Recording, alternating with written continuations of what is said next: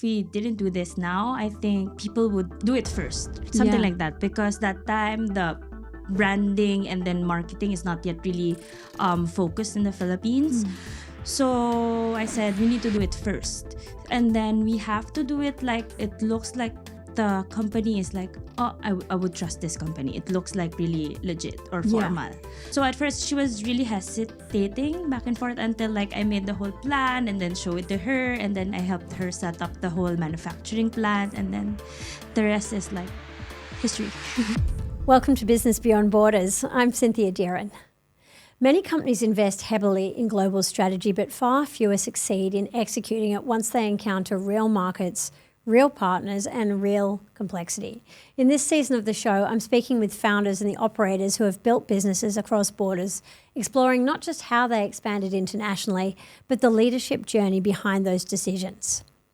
My guest today is Mishal Arnaiz, who helps lead Universal Skin Cosmeceuticals in the Philippines, a manufacturing company producing soaps and personal care products. The company was originally founded by Mishal's mother, who started the business as a single parent and gradually built it into a manufacturing operation. Today, Mishal is helping guide the company through the next stage of growth, including expanding into international markets. Mishal and I met through the APEC Women's Business Activator Program, where I had the opportunity to work with founders and business leaders from across the region who are building internationally oriented companies. Mishal, so great to have you on the show. Thank you for coming all the way from Manila to join us. Thank you for having me, Cynthia, and then the whole team. Well, welcome. I want to take you back to the beginning of your story because your mum started your company as a single parent. Yeah. Can you tell us about the story of how the company first started? So it's not much like a formal way to start a company. Actually, I grew up in our manufacturing. So when I was a kid, my summer days, I would spend opening the boxes for the production team so that they would put the soap. So it's just memories of growing up inside until high school. I always stay beside her, joining her in her meetings. So it's kind of give me an idea, like from a perspective, like a single parent can give you a good life. And then it kind of inspired me to be more involved in the business itself. Yeah. And I mean, the Philippines is in some ways still quite a traditional culture. Do you think it was hard for her as a mom by herself raising a daughter to do that? Yeah, actually, she's very traditional. Like, she built the business by herself. Like, no one really mentored her along the way. So, she took care of the business like her baby also. So she's kind of she has boundaries. Yes. So when I was kind of got involved with the business, she also had the set boundaries with me. So it's kind of like pushing and pull with her as a daughter and also as a business partner. So it also made us like our cons between us, one of the cons or advantages between us, because I'm the more not traditional. So we're just kind of balance each other out. So it made her along the way openly think about the things that can more open up, or things more ideas that can help the business along the way. What was the moment that you decided you would join the business for real? I mean, you said you were spending summers opening boxes and working with the production team, but do you remember the day when you said, hey, I'm actually going to be part of this company and that's the thing that I'm going to do? Actually, it was during the pandemic. Before the pandemic, I have a lot of like side quests, side jobs that I've been trying. Like at first, I was like, maybe joining the company wasn't for me. So I was like trying a lot of different jobs, like joining TV shows, doing digital ads, more on like an artistic output. And then pandemic hit. It was the time where the business got its good push. Like during the pandemic, it was really bad.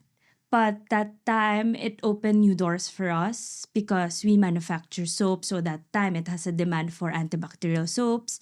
It has a demand for hand sanitizers. Those things are the one we manufacture. So I saw like, oh, I need some assistance on this one.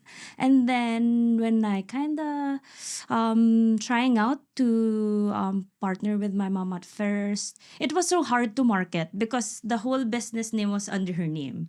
Like the branding itself was really traditional, not old school.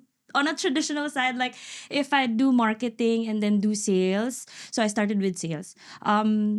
What was it called? When people ask me so what's your business name, so I would say Angie Arnaiz Enterprises. It was my mom's name, so it was really hard to market. Like they felt like it wasn't really serious business at first.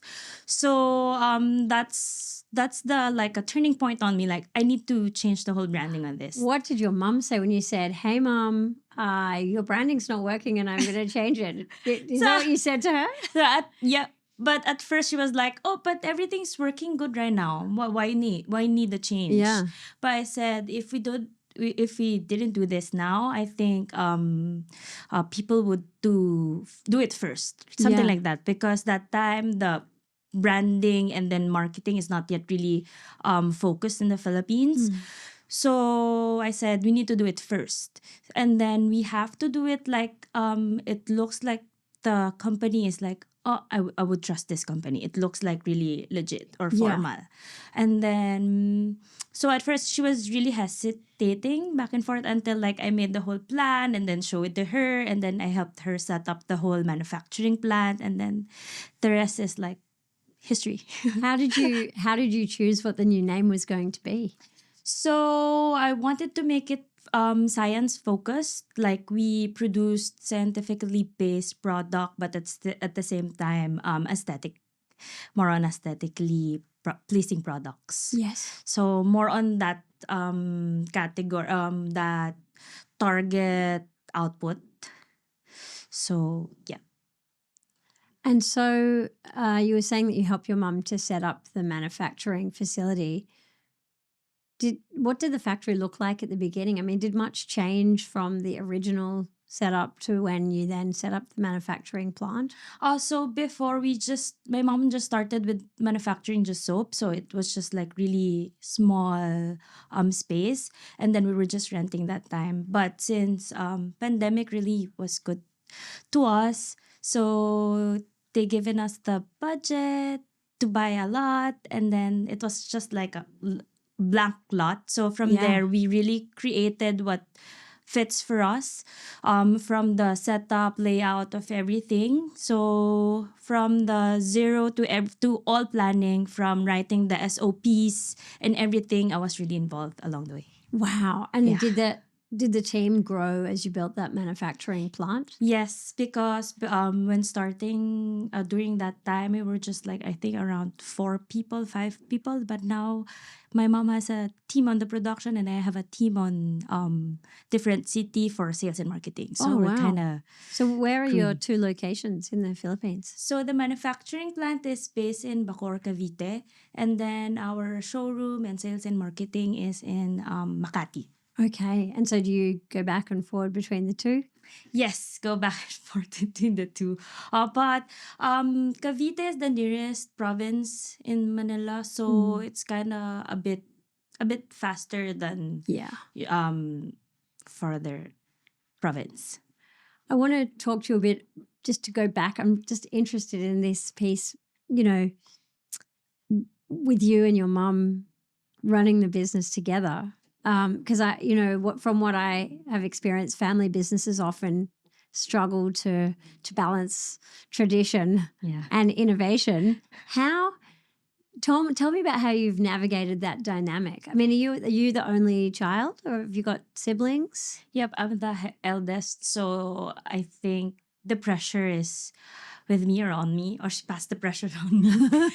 But I accepted that path because I think I like challenges, or I like solving problems. But growing up and then growing in the business, it made me understand that business is just making solutions for problems. Yes.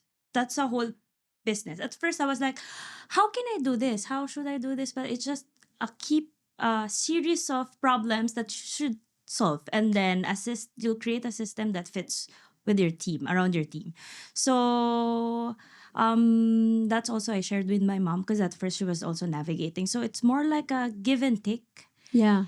So that's the dynamic that we worked on. Do you clash or do you work well together? Actually, we clash. we always.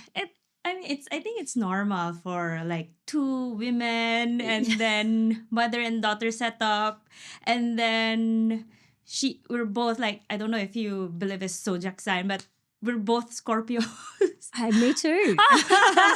So we're very strong, opinionated women, and then at the end of the day, it's just someone will have to give way for the idea. Yeah. So I think we both understand that along the way. It wasn't a hard path, but now we have to accept, like, yep, if we want to move on, one of us should give way, or the best solution, who gives. I think we both need to agree on that. And apart from the clash, do you guys like working together? Is that an enjoyable thing for you? Yeah, also, actually, it's really enjoyable also when we're traveling together, do business trips together, because we both know what we like after work. So we enjoy like going around after, like if we go abroad for like conventions and other events for work, we know what we like every after work. Like, okay, let's finish this, and then we will go to this place, and then we will eat out and then buy some stuff. So that's the best part of working together. That does sound like fun. And then also after work, she's my mom, so I will ask some stuff for her to buy, for her to shop. Like, oh, okay, after work we're not coworker anymore, so you're my mom. Can you buy me this? Something like that. So it's like working together in the morning, and then mommy and daughter set up after work. So it's really, really advantage and fun for me. That sounds pretty good, I have to say. This episode is brought to you by OFX. One of the things we see all the time with companies expanding internationally is that the strategy might be sound, the market choice might be right, but the financial plumbing is just not keeping up. Managing global finances can quickly turn into juggling currencies, unpredictable cash flow, and far too much admin. OFX helps take that friction out. They're trusted by more than 37,000 businesses worldwide, and they make it easier to pay international suppliers and teams in local currencies, while saving on FX fees and simplifying the admin through one platform. If your business is operating across borders, OFX gives you clearer visibility and more control over your cash flow. You can find out more at ofx.com, and we'll put a link. When we were talking before we started to record, you said to me that people often misunderstand manufacturing. What do you think surprises them most when they see what you've built with your facility? Yep.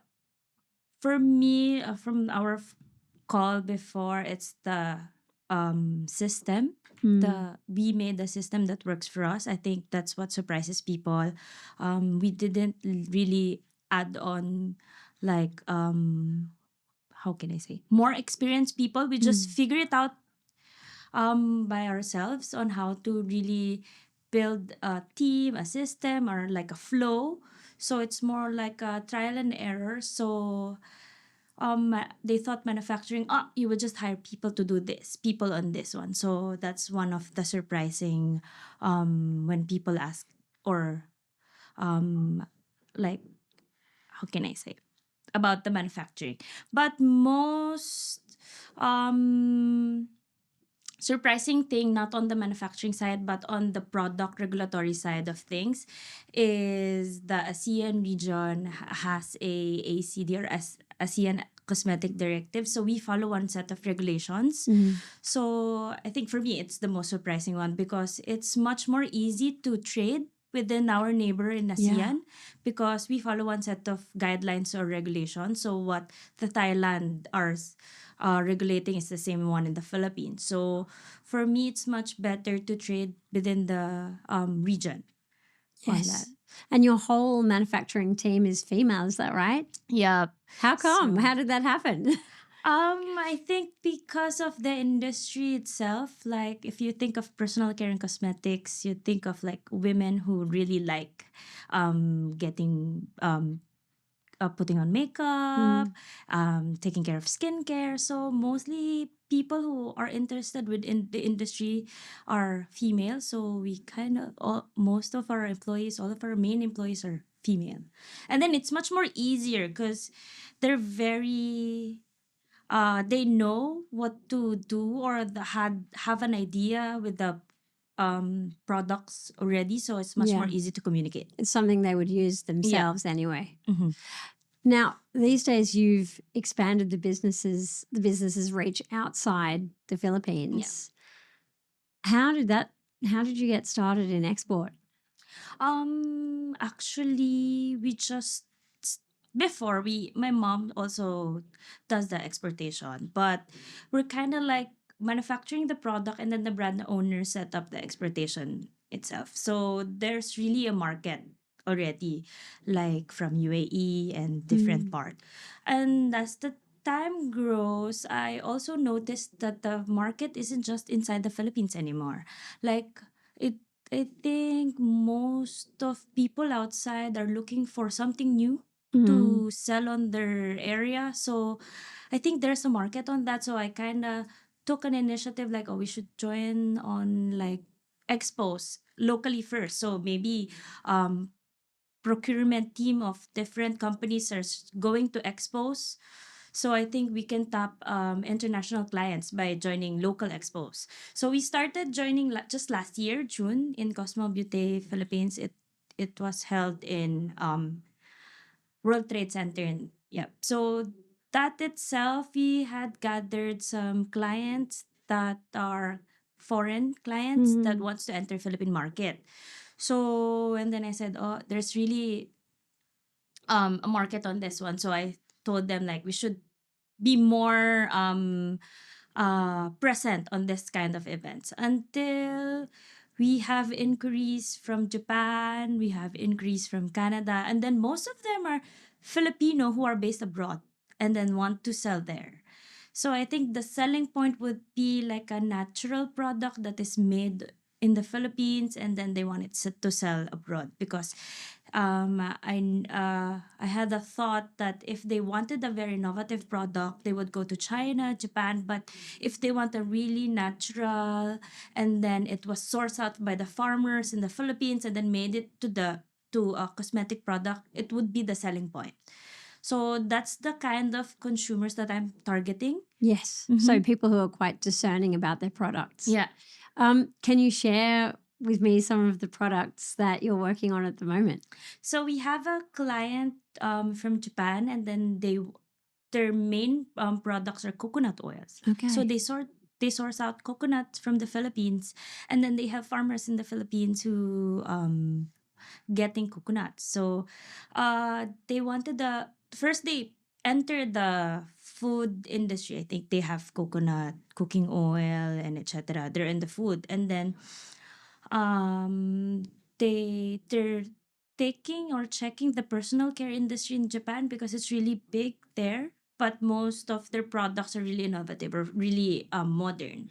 So they wanted to check out how they would enter the personal care market. So when they went up to us, we offered them, because we do end-to-end from product conceptualization to designing the product itself. So we offered them a coconut lip balm. Coconut-based lip balms. And is that one of the ones that you brought today? I have it because we're still doing the R&D. That's so one I that you're haven't. working on. Yeah. So it's really its current project right now. Do you want to share some of the ones that you brought along? I've brought this glycerin-based soap. So this was just an experimental for the team during the Valentine's last February because it was like heart season. And then one of our team members, actually one of our team leaders, she handles the whole plant or coordination with the plant and the sales and marketing. Her son has a heart disease, so I think so that's came up to us like, oh, we should like, and then the sorry, before that, she also like opened up about how much should be for the whole operation and then the medication and then etc. So we kind of thought about, for sure you're not the only one who's experiencing this one. Yeah. So that's the idea came up to us, like we should help kids with heart disease and then families who also having like a daughter or son with this kind of disease. So we created the heart shaped soap. And then the base is glycerin one, so it's hypoallergenic. It wouldn't like irritate the skin. Usually the clinic and then the skincare clinics back in the Philippines use this soap for their clients. So I think we went to that route so we can target different kind of skin types without having irritation. So easier to reorder for them also. So yeah, so the heart 50% of this one goes to the kids with heart disease. And if I put a link to the show notes to that, can people go and get a heart soap? Yes. Okay. Can I link below? Yeah, we'll definitely link below. Yeah. We'll stick it in the show notes so everybody can Yeah. see that. But that is a really cool and innovative idea, and I love the fact that that's come out of your team and somebody sharing something that is going on in their life. Yep. At first, we're just thinking it's just for the whole February, but it got hit. I mean, it got popular in Facebook. Like, we also got inquiries from America. Like, he wanted to buy 1,000 pieces soaps and to export it in America. That's pretty cool. Well, I hope you get 1 million soaps going to the United States. That's very cool. Yeah. Now, you make it look very easy, but I know when you're running an international business, there are lots of challenges. Was there ever a time in the business when it wasn't obvious that it would work out? Can you remember a time when you thought, don't know if this will work? Actually, when setting up it was last year when the whole team was setting up the extension office in the city. It's just an idea because most of the brand owners or the companies or the offices of the companies are in the city. So it was a kind of blurry situation for us, or should we go to the city nearby with them so they can reach us faster, or we just stay here in our manufacturing and then let them come visit to us. And so it was kind of push and pull decision for us, the whole team, to go to the city. Be also one of So we kind of test the market or check the profiling of our clients before we really get into that decision. Yeah. And then we first tried different events first before like going into like, okay, let's move to the city. So that's the time. Actually, we spent like one whole year pushing and pulling back if we're gonna go there until when we joined the first event last July. When most of the clients are just visiting the Philippines and then they don't want to go farther than Manila. So that's really pushed us like, okay, we need to really set up an office in Manila or in Makati. And do you foresee that you'll have lots of international clients coming in to meet you in Manila? Yeah.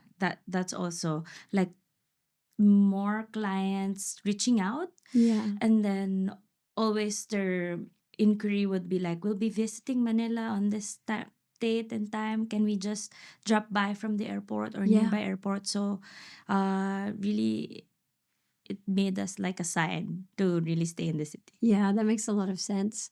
What's your vision for Universal Skin Cosmeceutical for the next 5 years? If we have another chat, if we did another podcast episode in 2031, what do you think it will look like then? Hoping to expand more with a lot of products to offer. one of our vision board would have like different categories that we can sell. Like we could enter supplements also, so we can offer in and out beauty category. That's one of the goals. And then set up a different marketing for just basically for cosmetics and personal care. We wanted to help startup explore the whole industry, because the type of profile also that we cater are the end-to-end startup business, from conceptualizing the brand, helping them secure their business permits, their legalities, up to manufacturing the product, and then up to selling it to the market. So we started just manufacturing, I think it's better to separate from the manufacturing itself. So in 5 years, I hope we have a separate entity for the solely for sales and marketing of the brands. And so does that mean, for example, that if an influencer said, I want to start a personal beauty brand, they could come to you and you would do everything from conceptualizing it to formulating it to packaging it up to getting it out to market? Yes, currently we have different set of influencers now that we're helping. We're also helping them what kind of product that they need to put out there. Like for sure, it should be in line with their branding as an influencer also, so that people would really be interested. Oh, that's why she has this glowing skin. So yeah, I like it. yeah. And so you're in the middle of this journey where you're scaling the company internationally and reaching clients from all around the world. What is your advice for anybody who's on a founder going on that journey, and maybe especially a female founder going on that journey of building out a business? For me, the main advice I would give them as I'm still navigating this journey is just to always say yes. If you think that's your niche or one of your niche, just do it. Don't be scared. If you got mistake, if you have a mistake, accept it. But if you had a success on that decision, celebrate. So just like easy, don't complicate things. Just always say yes and always be open-minded for opportunities that can come. That is great advice. Mishal, it has been so much fun chatting to you today, and I'm so honoured that you came all the way down to Sydney to be on the show. Thank you. And that we got to hang out. Yeah. Looking forward to linking everything in the show notes and spending some more time with you after the show, and hope to see you back on here in the future. Yes, I have a reason to go back in Sydney. Thank you so much. It's my pleasure.